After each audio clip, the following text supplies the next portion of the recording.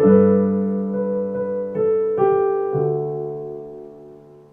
there, welcome to the channel. In this video I'm going to teach you how to play Hope is a Dangerous Thing by Lana Del Rey. So this was previously named Sylvia Plath.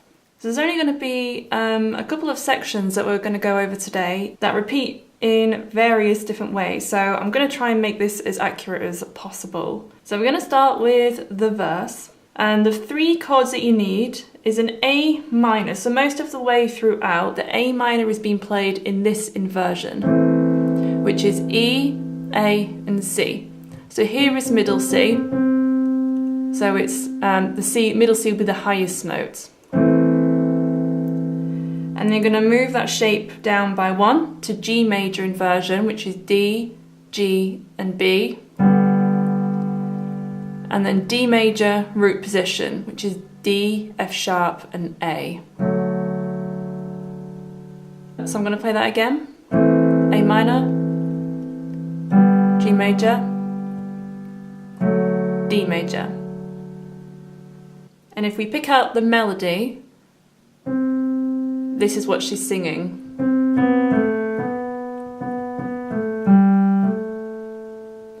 So those notes will be the top notes of those chords. And you can incorporate that melody if you wanted to in the chord progression.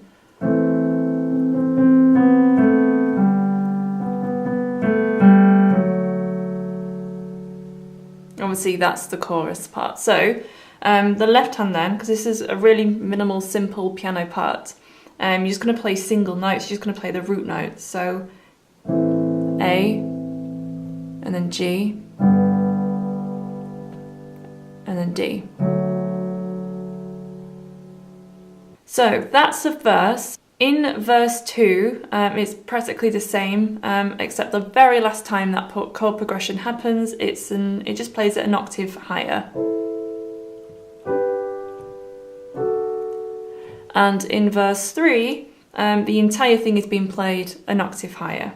Again, check the description below for the full chord song lyric structure, and I'll point out if the chord progression is being played at a lower or a higher octave. So we're going to look at the chorus now. The piece of music is in 3/time. So the first chord is C major, and we're going to play it in this version, which is G, C, and E, which is second inversion. So I'll just show you the chords first, and then I'll show you how to play it with regards to the rhythm. And then you're going to move up one to D major, but we're going to play it in this inversion because it's an ascending chord progression. So we have A, D, and F sharp. So the second inversion again. And then we're going to go up to E minor, second inversion of this one as well. So B, E, and G.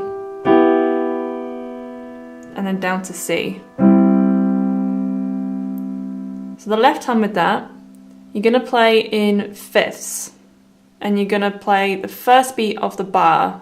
You're going to triplet it, you're going to work with the right hand, so it's going to go 1, 2, 3, 1, 2, 3. And that's moving up one to the D, so D and A.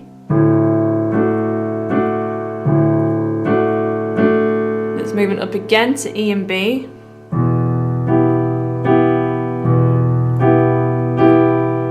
And back to C. I'll do that again.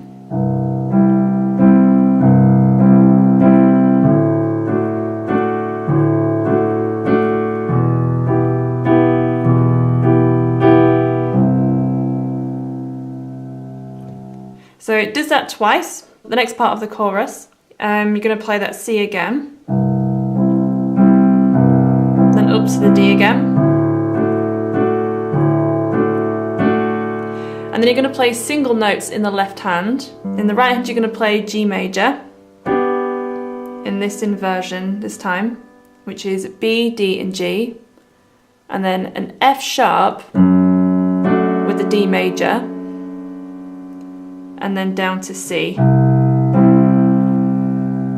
So I'll do that bit again.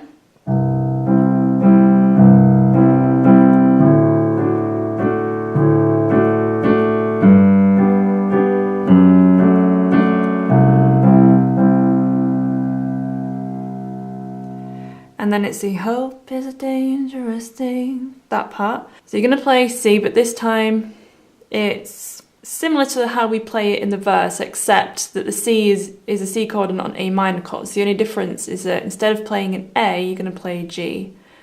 So we're going to have C, G, and then in the first chorus, the D has an F sharp over it, but only in the first chorus. And then there's a lead up that leads into the second time she sings it, which is D, E, F sharp.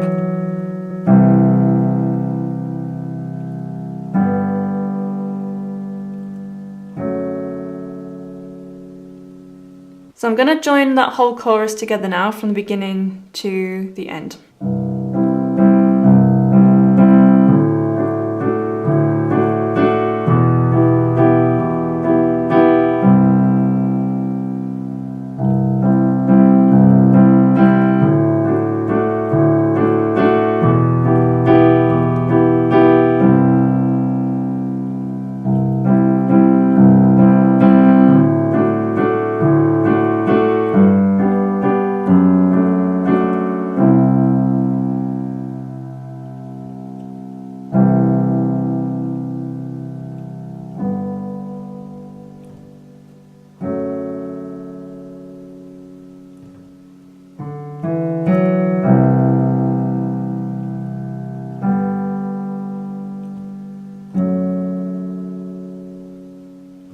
So there's only one part left to do, and everything else just repeats throughout the song. So it's this post-chorus, so like a little piano interlude before the second verse. So you're going to play the same chords as you've just played for when she's singing Hope is a Dangerous Thing, but instead we've got these few extra notes. So before you play the C chord, you're going to play a quick A, B, C. And then you're going to play into the next chord, B and A, and then to G, and then A, G, D, and then it repeats this F sharp. And again, the left hand is just playing root notes, so I'll play that again.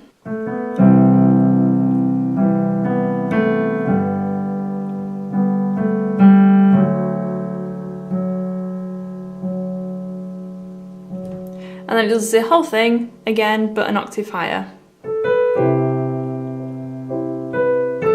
And then what's actually happening, the G is turned into a G sus2 chord. You're just adding an A instead of a G in there, in the right hand.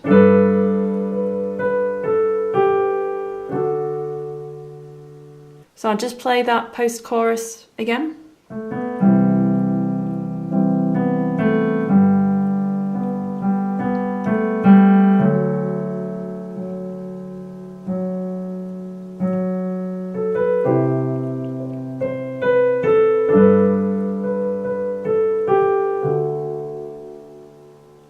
So that pretty much concludes the entire song. Again, check the description for the whole chord song lyric structure. If you've enjoyed this video and it's been useful, please give this video a big thumbs up and subscribe to Bitesize Piano if you haven't already. If you have any song requests, please leave them down in the comments section below.